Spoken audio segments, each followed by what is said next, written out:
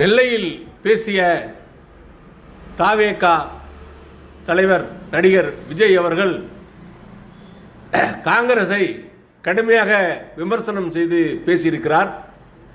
உண்மையான காங்கிரஸ் எங்களிடம் இருக்கிறது என்றும் திராவிட முன்னேற்ற கழகத்தில் இருப்பது போலி காங்கிரஸ் என்றும் பேசியிருக்கிறார்.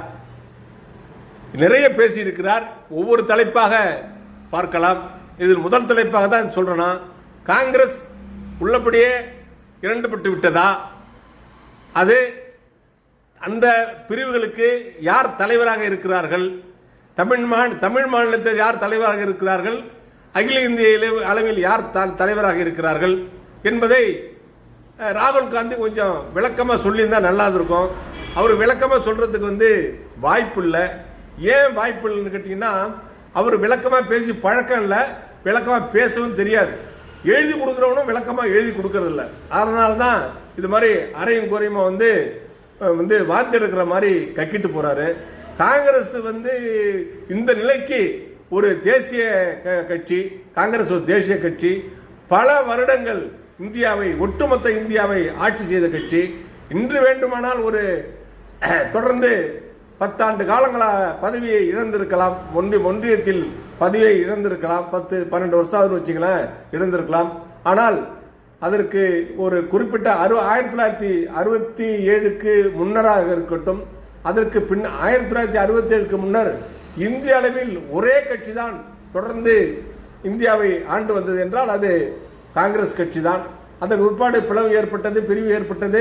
அப்புறம் மாறி மாறி ஆட்சி செய்து வந்தார்கள். அதே 2004 2014 வரை 10 ஆண்டுகள் காங்கிரஸ் கட்சி இந்த இந்திய ஒன்றியத்தை ஆட்சி செய்துள்ளது.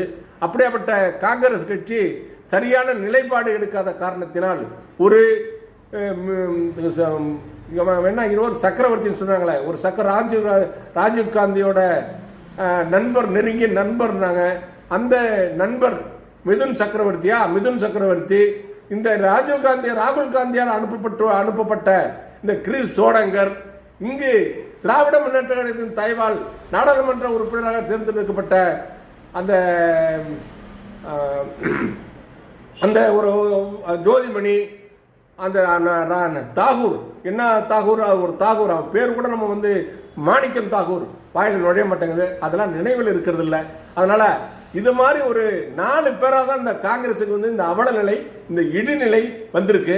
காங்கிரஸ் கிட்ட கையை பிடிச்சி கெஞ்சிட்டு இருந்தான் அந்த தாவேக்கா, கையை பிடிச்சி தொங்கிட்டு